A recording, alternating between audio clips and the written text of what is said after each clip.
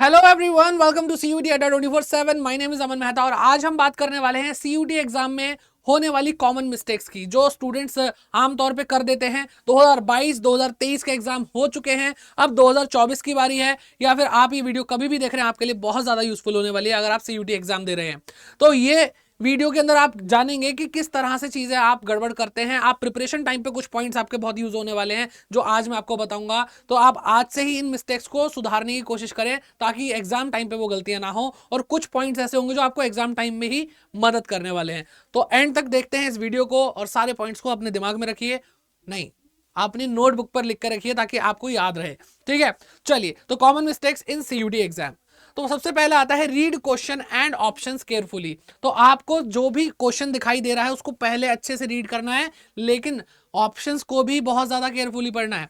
क्योंकि होता क्या है, कई बार क्वेश्चंस आसान होते हैं लेकिन ऑप्शंस बहुत ज्यादा कंफ्यूजिंग हो जाते हैं। तो सिमिलर दिखने वाली चीजें होती हैं, आपको लगता है ये भी ए ऑप्शन में भी सही बात लिखी है और बी ऑप्शन में भी वही बात लिखी है, क्या करूं। तो वहां पर पता है बहुत स्लाइड सा डिफरेंस होता है, लैंग्वेज पे काम करने की जरूरत है और वहां पे ठंडे दिमाग से अच्छे से पढ़ने की जरूरत है। तो ये चीज आप आज से ही शुरू कर सकते हैं। जब आप सीयूटी की प्रिपरेशन कर रहे हैं तो आप एक एक चीज को अच्छे से पढ़ेंगे, ध्यान से पढ़ेंगे और वही आपकी हैबिट बन जाएगी। जब आप एग्जाम हॉल में बैठेंगे तो उसी तरीके से स्पीड में पढ़ पाएंगे। मैं हमेशा स्टूडेंट को बोलता हूं कि पहले एक्यूरेसी पे काम करें और उसके बाद एक्यूरेट होने की आदत पड़ जाएगी तो स्पीड अपने आप तेज होगी। तो इस बात को बहुत अच्छे से ध्यान रखो, स्पीड के चक्कर में गलतियां मत करो, पहले एक्यूरेट बनो फिर उसके बाद स्पीड बनाओ। ठीक है, तो सबसे पहला पॉइंट क्या आया, क्वेश्चंस को अच्छे से रीड करो, अपनी लैंग्वेज को स्ट्रॉन्ग करो और उनके ऑप्शंस को अच्छे से पढ़ो। ठीक है, तो वो ज्यादा जरूरी है। जल्दबाजी तो बिल्कुल ही नहीं करनी कि भाई ए ऑप्शन पहले, सारे क्वेश्चन ऑप्शन पढ़ लेना भाई। ठीक है, सारे ऑप्शंस पढ़ने हैं, ए हो, बी हो, सी हो, डी हो। ए पढ़ा नहीं है, बी पढ़ा रहा यही है, अरे भाई बाकी सी और डी पढ़ लो। हो सकता है आपने इसको जल्दबाजी में पढ़ा है, शायद आपसे गड़बड़ हो जाए। सारे ऑप्शन पढ़ने हैं तो रीड, है ना, रीड ऑल क्वेश्चंस और ऑल ऑप्शंस। ठीक है, ये बात आपको ध्यान रखनी है। ठीक, और वैसे ही बहुत सारी चीजें हैं जो आपको आगे भी बताता रहूंगा। तो पहले अगले पॉइंट पे चलते हैं, mind the sequence to attempt the questions.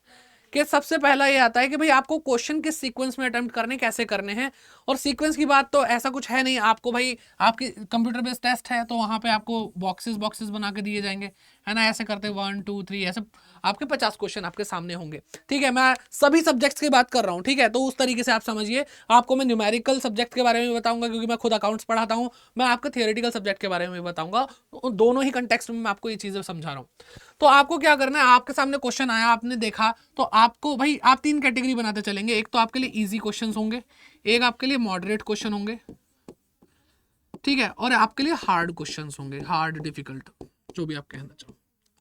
तो आपने क्वेश्चन पढ़ा, मुझे भाई 100% पता है कि ये क्वेश्चन क्या होगा, इसका आंसर क्या होगा, 100% पता है, तो आप उसको वहीं पे मार्क कर लेंगे। ठीक है, आपको ऑप्शन मिलेगा मार्क करने का कि भाई आपने आंसर कर दिया, ये ऑप्शन था। ठीक है, फिर उसके बाद आप क्वेश्चन और पढ़ेंगे और पढ़ेंगे। फिर कुछ क्वेश्चन ऐसे आएंगे जिसमें डाउट होगा। ठीक है, जिसमें डाउट होगा कि यार ये हो भी सकता है, नहीं भी हो सकता, आई डोंट नो। उसके लिए आपको क्या करना है, उसको आपको करना है सेव फॉर रिव्यू। एक ऑप्शन आता है सेव फॉर रिव्यू। ठीक है, आपको आपकी कंप्यूटर स्क्रीन पे दिख जाएगा जब आप एग्जाम दे रहे होंगे। सर पहली बार में ही हमें वहां पे दिखेगा, क्या करेंगे बेटा, आपके लिए मॉक टेस्ट हमारे पास है, मॉक टेस्ट लगाएंगे आपको, कंप्यूटर बेस्ड आप आराम से कर पाएंगे। ठीक है, वो खैर बात की बात है, वो मैं आपको बाद में बता दूंगा। ठीक है, मॉक टेस्ट आपको मिल जाएंगे यहीं से, तो मॉक टेस्ट से आपकी प्रैक्टिस हो जाएगी ताकि आपको एग्जाम टाइम पे पहली बार अरे सेव फॉर रिव्यू का ऑप्शन आता कहाँ है ऐसा फील ना हो। आपको प्रैक्टिस यहीं पे कर लेनी है एग्जाम से पहले। ठीक है, तो सीयूटी अड्डा 24/7 आपके साथ है। फिर बात करते हैं हार्ड क्वेश्चन की। हार्ड क्वेश्चन सिंपल सी बात है, ये नहीं आ रहे हैं हमें, क्योंकि जरूरी नहीं है आप बिल्कुल जो आप चाहो बिल्कुल वैसा आ जाए। भगवान न करे कोई ऐसा क्वेश्चन है जो बहुत ज्यादा हार्ड है जो आपको नहीं आता। वैसे तो भाई हमारे स्टूडेंट जो पढ़ते हैं वो 100% लेके भी आ रहे हैं, कई कितने सारे स्टूडेंट हैं। ठीक है, और बाकी जो बच्चे हैं एक आध क्वेश्चन गलत भी हो जाता है, लेकिन ऑलमोस्ट बच्चे बहुत अच्छा स्कोर करते हैं। तो हार्ड क्वेश्चन तो सीयूटी अड्डा 24/7 के स्टूडेंट में नहीं होता। बट अगर आपके पास हार्ड क्वेश्चन आता है तो आप उसको क्या करोगे, उसको आप लीव करोगे, लीव करोगे और वो क्या हो जाएगा बेटा, अनआंसर्ड हो जाएगा, अनआंसर्ड। ठीक है, गलती से गलत आंसर मत कर देना, नेगेटिव मार्किंग है भाई। ठीक है, नेगेटिव मार्किंग है तो इसलिए सब कुछ लपेट के नहीं आना है। ओके, चलिए ये पॉइंट समझ में आ गया। अब इसी से जुड़ा हुआ पॉइंट एक और आगे आने वाला, जो आपने सेव फॉर रिव्यू करा है, यानी आप अभी एक बार आकर दोबारा से चेक करोगे कि आपने इसको मार्क नहीं किया कि हाँ इसका आंसर यही होगा, अभी इसको आपने आगे के लिए क्या कर दिया बेटा, पोस्टपोन कर दिया है। चलिए थर्ड पॉइंट आता है आपके पास, यू हैव चॉइसेस। तो अब जो पिछला पॉइंट हमने पढ़ा उसी से रिलेटेड है कि आपके पास चॉइसेस हैं, कि अगर आपके 50 क्वेश्चंस आ रहे हैं पेपर में, उसमें से आपको 40 करने हैं, 40 एमसीक्यूज है ना। अब 40 एमसीक्यूज करने हैं, तो दैट मीन्स आपके पास क्या है, 10 क्वेश्चंस जो हैं वो चॉइस में हो गए, है ना। तो अगर आप क्वेश्चन देख रहे हैं, देखो अगर आप क्वेश्चन देख रहे हो, आपने कैटेगरी बना ली है इजी, ठीक है, मॉडरेट और हार्ड, तो कोशिश करिए कि जो हार्ड वाले क्वेश्चन आपको लग रहे हैं वो आप एक एक करके एलिमिनेट करते जाएं कि भाई ये जो 10 क्वेश्चन मुझे छोड़ने हैं वो हार्ड वाले हैं, बात ही खत्म। बिना वजह एनर्जी नहीं लगानी है, ठीक है, सुपरमैन बन के नहीं आना है कि हार्ड क्वेश्चन करके दिखाऊंगा, कोई नहीं देख रहा बेटा आपको, आपका रिजल्ट देख रहा है, ठीक है, आपको आपका रिजल्ट मतलब दिखाना है, लोग आपका रिजल्ट देखेंगे, ठीक। तो जितने क्वेश्चन आपको हार्ड लग रहे हैं भाई वो इसी में निपटा दो, ठीक है। और अगर मॉडरेट है और आपके मान लो 2 क्वेश्चन हार्ड लगे थे, तो भाई तो और अच्छी बात है, 8 क्वेश्चन आपके पास और चॉइसेस में है, तो मॉडरेट वाले भी आप इसमें कवर कर सकते हैं। आई बात समझ में? ओके जी। तो चॉइसेस का बहुत ज्यादा अच्छा ध्यान रखना है कि भाई जो मुझे नहीं आता उसको लेकर क्लैरिटी होनी चाहिए कि भाई मुझे ये छोड़ना है और ये मुझे पढ़ना है, ये आंसर करना है, ठीक। फिर आता है आपके पास अगला पॉइंट, स्टिक टू एनसीईआरटी। अब यहाँ पे कुछ बातें हैं जो मैं आपको बताऊंगा, क्योंकि मेरा सब्जेक्ट अकाउंटेंसी है और बहुत थियोरिटिकल सब्जेक्ट्स भी हैं, जैसे हिस्ट्री है, पॉलिटिकल साइंस है, इकोनॉमिक्स में क्वेश्चंस भी आते हैं बाय द वे, ठीक है, बिजनेस स्टडीज है, और अगर हम बात करें बायोलॉजी है, बहुत सारे ऐसे सब्जेक्ट हैं, ठीक है, सबकी ही बात करें, साइंस कॉमर्स आर्ट्स की, सबके पास थियोरिटिकल सब्जेक्ट है। तो थियोरेटिकल सब्जेक्ट में आप चाहे किसी से भी पढ़ें, बेसिकली वो एनसीईआरटी बेस्ड होना चाहिए अगर आपको उसमें कंफर्टेबल है। लेकिन अगर आपको किसी क्वेश्चन में इनकंसिस्टेंसी दिखाई देती है, कोई गड़बड़ दिखाई देती है, तो आपको रिलाई किस पे करना है, एनसीईआरटी पे ही करना है, ठीक है, एनसीईआरटी पे रिलाई करना है, ध्यान रखो। अब बात रही बाकी सब्जेक्ट्स की, तो भाई मैथ्स तो ओवरऑल कुछ भी मैथ्स में देख लो एनसीईआरटी ही चलती है। अब मैं अपने सब्जेक्ट की बात करूं अगर अकाउंट्स की, तो मैं अकाउंटेंसी के लिए मैं टीएस ग्रेवाल सर की बुक, या डीके गोयल बच्चे पढ़ते हैं तो डीके गोयल सर की बुक मैं कहता हूं पढ़ लो, कोई दिक्कत नहीं, कोई भी दिक्कत नहीं है। स्टिल जो सीयूईटी कराने वाली हमारी एजेंसी है, जिसका नाम क्या है, एनटीए, ठीक है, एनटीए क्या कराती है बेटा, सीयूईटी एग्जाम कराती है। तो एनटीए ने खुद बोला कि भाई हम एनसीईआरटी पे रिलाई करते हैं। तो अगर आपने अकाउंटेंसी जैसा सब्जेक्ट भी पढ़ा, तो टीएस ग्रेवाल सर की बुक से पढ़ा, आपको फिर भी इनकंसिस्टेंसी दिख रही है, तो आप लास्ट किसको ऑप्शन मान के चलोगे भाई, जो एनसीईआरटी बोलेगी हम वही करेंगे। तो आप प्रॉपरली पूरी पढ़ाई टीएस ग्रेवाल सर की बुक से, डीके गोयल सर की बुक से कर सकते हैं, या कोई भी अगर आपका सब्जेक्ट रेफरेंस बुक आप लेना चाहते हैं वो ले सकते हैं, लेकिन एनसीईआरटी बेस्ड होनी चाहिए। जैसे ये बुक भी एनसीईआरटी बेस्ड है, लेकिन फिर भी अगर कोई इनकंसिस्टेंसी दिखाई देती है तो लास्ट में आपको चेक एनसीईआरटी पे ही जाके करना है, क्योंकि हमें तो भाई एनटीए के हिसाब से चलना पड़ेगा ना, हमारी फेवरेट बुक ये वाली है, वो हमारी सरदर्दी है, ठीक है। पॉइंट समझ में आया। फिर आता है fifth point, save time during exam. आपको एग्जाम टाइम पे, जब एग्जाम में बैठोगे तो उस टाइम पे आपको टाइम बचाना है, ठीक है। आपको कितना मिलता है भाई, 45 मिनट मिलते हैं एग्जाम करने के लिए, और कुछ एग्जाम में 60 मिनट मिलते हैं, ठीक है। तो जो भी है, चाहे आपको 45 मिनट मिल रहे हैं, चाहे आपको 60 मिनट मिल रहे हैं, आपको इसमें से टाइम बचाना है। क्यों? क्योंकि आपको मैंने यहां पे बताया कि आपने मॉडरेट क्वेश्चंस जो थे वो डाउट में थे, उसको आपने अभी तक आंसर नहीं किया है, वो सेफ फॉर रिव्यू है कि भाई मुझे एक बार दोबारा आकर के चेक करना है, ठीक है।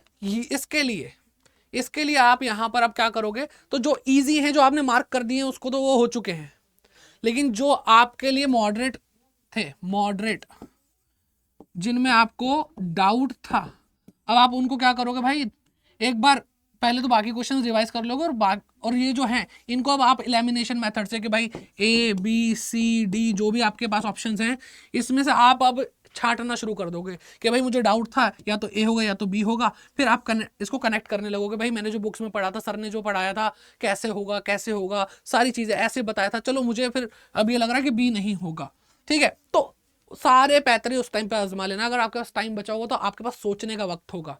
अगर आप पहले से ही स्लो काम करेंगे तो फिर तो आपको दिक्कत हो जाएगी, और फिर लास्ट में आपके पास रिव्यू का टाइम नहीं बचेगा।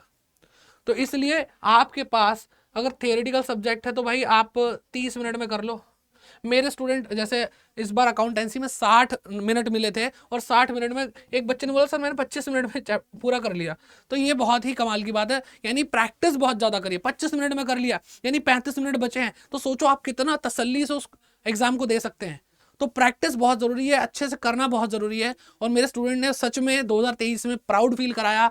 SRCC और पता नहीं कौन कौन से lady Shri Ram college, Gargi college, पता नहीं कहाँ कहाँ जो टॉप कॉलेजेस थे, DU के, BHU में बहुत सारे बच्चे गए, तो बहुत प्राउड फील कराया। और यही चीज़ क्या कहते हैं आप लोगों तक भी पहुंच सकती है अगर आप हमारे साथ जुड़ते हैं। और अभी बैचेस भी आ रहे हैं, आप चाहो तो हमारे साथ जुड़ सकते हो और इतनी स्पीड तक पहुंच सकते हो। ये जो स्पीड है ये वाकई में काबिल तारीफ है। ठीक है, तो आपको अगर जुड़ना है तो आप क्या करें, अड्डा 24/7 ऐप डाउनलोड करें या फिर गूगल पे जा सकते हैं और गूगल पे जाकर के सर्च करें अड्डा 24/7।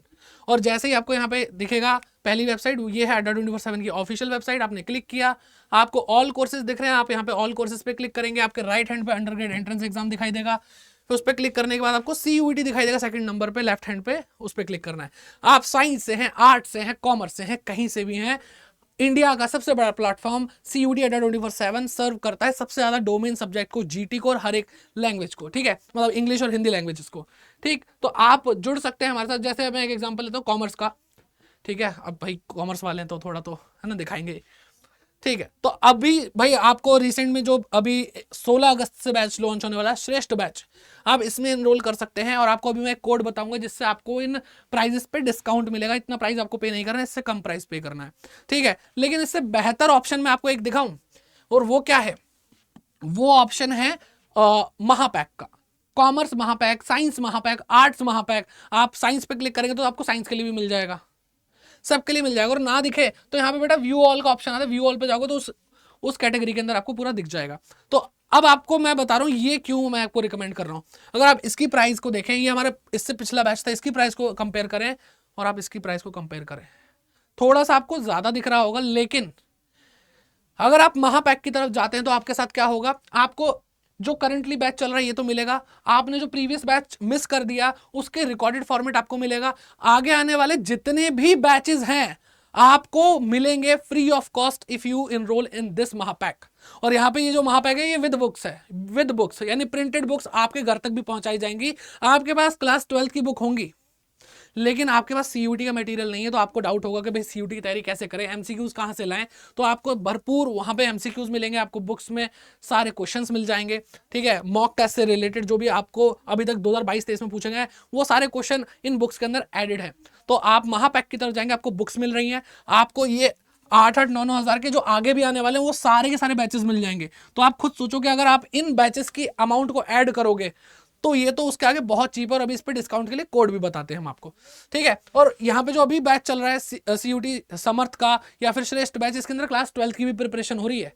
तो आपको अकाउंटेंसी, BST, इकोनॉमिक्स या फिर आप क्या कहते हैं आपके जर्नल टेस्ट है, लैंग्वेज है, इंग्लिश हिंदी सब कुछ पढ़ाया जा रहा है। साइंस वालों को बायोलॉजी, केमिस्ट्री, PCM भी सब पढ़ाया जा रहा है, GT इंग्लिश हिंदी सब पढ़ाया जा रहा है। और आर्ट्स वालों को ह्यूमैनिटीज में क्या पढ़ाया जा रहा है, पॉलिटिकल साइंस है, हिस्ट्री है, ज्योग्राफी है, हर एक सब्जेक्ट। तो टेंशन लेने की बात नहीं है, पूरा पैकेज है। महापैक पे क्लिक करना है आपको और बाय नाउ पे क्लिक करना है। एंटर कूपन कोड पे आएंगे तो आप लिखेंगे Y550। एक बार फिर से क्या लिखना है आपको, Y550। ये कूपन कोड है, इसको अप्लाई करते ही आपको मिलने वाला है डिस्काउंट। तो ये वैसे 15,000 का कोर्स है, जैसे ही आप अप्लाई करोगे तो ये कोर्स हो जाएगा 12,449 रुपीज़ का। और बात ये जो आपको अमाउंट दिख रहा है इसमें आपको बहुत सारे ऐसे ही जो 8-9 हज़ार रुपए का आपको बैचेस दिख रहे थे वो मिलेंगे। और अगर आप सोच रहे हैं कि मैं बार बार क्यों पढ़ूं, तो भाई सिंपल सी चीज ये है कि आगे आने वाले जो बैचेस होंगे वो सिर्फ और सिर्फ प्रैक्टिस बैचेस होंगे जिसके अंदर बहुत सारे क्वेश्चंस होंगे। और MCQ बेस्ड जो भी एग्जाम होता है जैसे कि CUET है, तो ऐसे एग्जाम को क्रैक करने के लिए ज्यादा से ज्यादा MCQ ही आपको आगे बढ़ा सकते हैं, आपको आपके कॉलेज तक पहुंचा सकते हैं। तो आई होप ये वीडियो आपके लिए बहुत हेल्पफुल रही होगी। इन मिस्टेक्स को आप नोट डाउन करके रखिए। Bye bye, take care and keep growing. मिलते हैं बैच के अंदर।